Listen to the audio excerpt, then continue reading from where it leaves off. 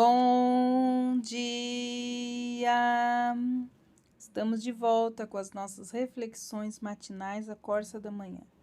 40 dias de propósito. Estamos na semana da santificação. Hoje, no 14º dia, falando a respeito dos pecados de palavras.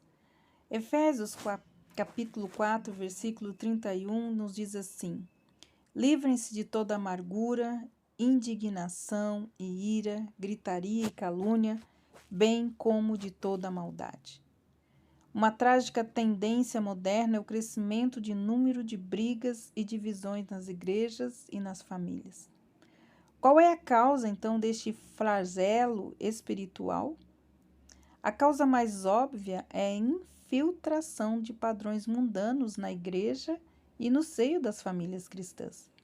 Na sociedade de hoje, as pessoas estão prontas a brigar, quebrar os votos e até mover uma ação por motivos banais. Deus queria que a sua igreja fosse diferente e as suas famílias também. Ela deve ser um lugar de cura, de transformação, não um lugar de disputas. Graças a Deus, mais e mais crentes também estão começando a confessar os seus pecados e encontrar a vitória contra tudo isso. E você também pode. Por favor, responda com honestidade as seguintes perguntas. Você se sente culpado por um linguajar crítico e hostil em relação aos seus irmãos e os membros da sua família? Você discute e briga com outros? Você se irrita e fica mal-humorado facilmente? Você levanta o tom de voz rapidamente? Suas palavras refletem um ódio latente ou a impaciência com aqueles que estão ao seu redor? Você fala de modo grosseiro com seus familiares? Você se sente culpado por qualquer tipo de fofoca ou difamação? Você fala mal dos outros por trás deles? Confesse imediatamente e abandone, pois esses são sérios pecados contra Deus e contra a sua palavra.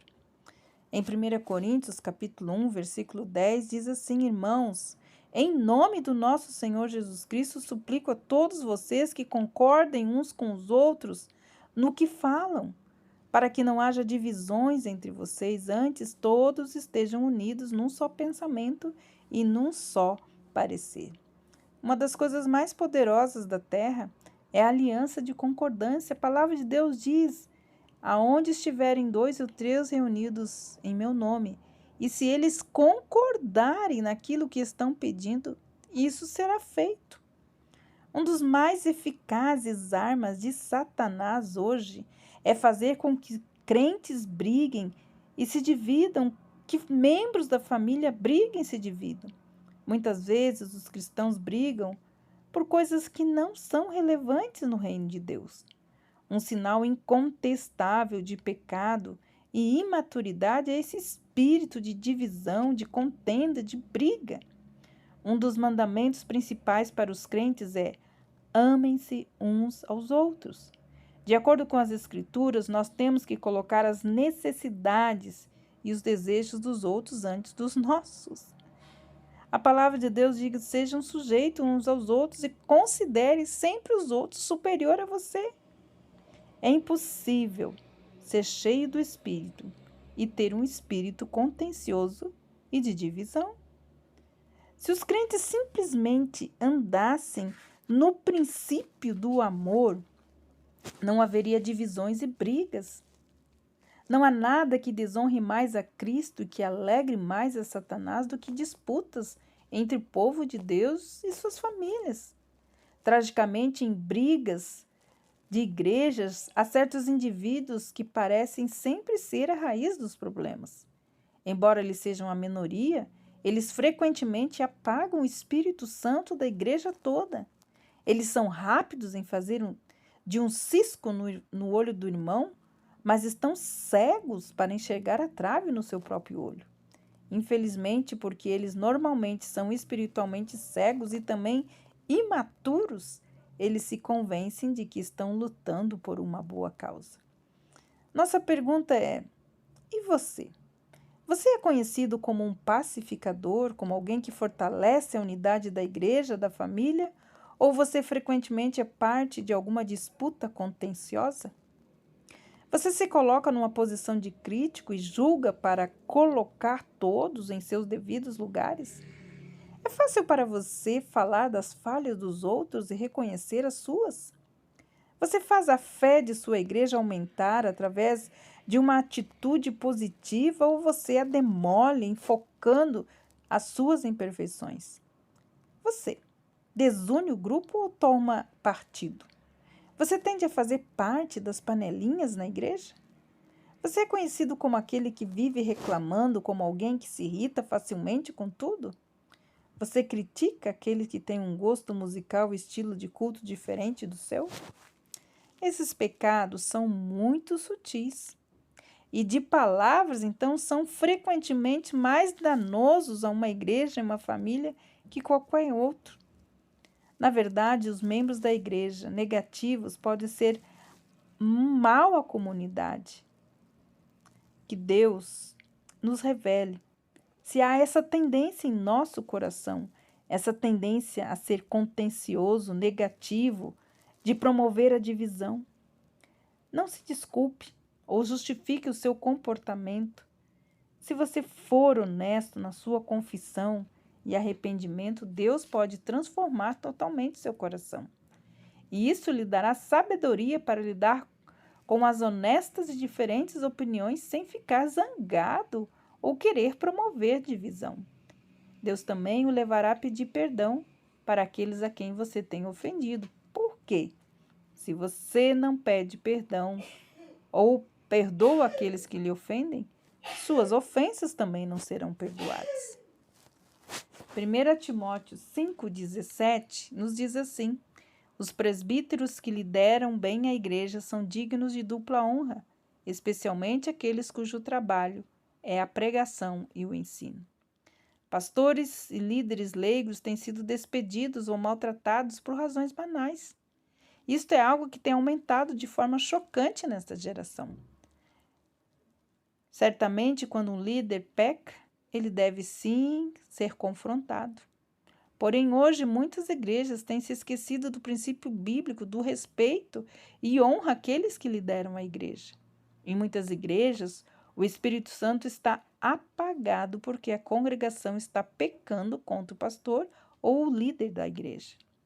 Quando as igrejas experimentam um avivamento, elas devem buscar o perdão dos seus pastores e líderes que elas tenham maltratado. Muitas igrejas podem também precisar pedir perdão a um antigo pastor ou leigo. Uma tendência maravilhosa e crescente é o número de igrejas que estão fazendo as pazes com as suas congregações, que se formaram com uma divisão da sua. Isso não significa de que as igrejas têm que se unir novamente, mas que elas devem perdoar-se mutuamente das ofensas passadas. Até que vocês façam as pazes com aqueles que brigaram no passado, não haverá derramamento completo das bênçãos de Deus sobre a igreja, ou sobre a sua vida, ou sobre a vida da sua família. Então, se você tem criticado ou difamado líderes cristãos, se você tem desrespeitado aqueles que são chamados para liderar a igreja, se você tem minado a autoridade deles ou tem tentado isolá-los em vez de encorajá-los constantemente, apoiando-os e orando por eles, há líderes ou outros crentes com os quais você se exaltou e baixou o nível? Você tem o costume de debochar ou difamar outros grupos denominacionais? Ministros ou líderes, quando não concordam em tudo com eles, como você age? Deus não encherá a sua vida até que você confesse totalmente esses pecados e os abandone. Pai, nós estamos diante do Senhor. Reconhecemos que nós estamos vivendo de uma forma errada. E esta forma errada de nós agirmos, usando as nossas palavras, ações e reações, afetam o nosso relacionamento contigo e tem afetado, sim, o nosso relacionamento com os nossos irmãos. Nós sabemos, Pai, que todas as promessas das Escrituras elas estão ligadas a esse princípio. Nós só poderemos ser vencedores se vencermos esses pecados, Senhor, em nossas vidas. Tenha misericórdia de nós. Senhor, nos ajude a mudar o nosso padrão, nosso linguajar, que o Senhor tenha misericórdia de nós, que o Senhor nos mostre esses pecados, o quanto eles têm afetado a nossa vida e a vida da nossa família. Senhor, nos ajude a mudar a nossa maneira de falar. Nos ajude, Senhor, a sermos mansos, Senhor, a sermos abençoadores, usarmos a nossa boca para abençoar, para animar, para encorajar, Senhor, para incentivar os nossos irmãos. E perdoa, Pai, se há no nosso coração qualquer ressentimento, amargura contra os nossos pastores ou os nossos líderes, Senhor. Tenha misericórdia de nós, nos ensina a amá-los, orar por eles e encorajá-los. Pai, tenha misericórdia de nós. Retira, Senhor, toda a ira, todo o ódio, todo o rancor, toda a amargura do nosso meio. Tira isso, Senhor, do nosso coração.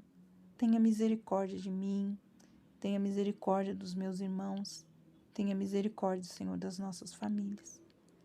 Senhor, derrama, Senhor, do sangue precioso de Jesus sobre os nossos corações.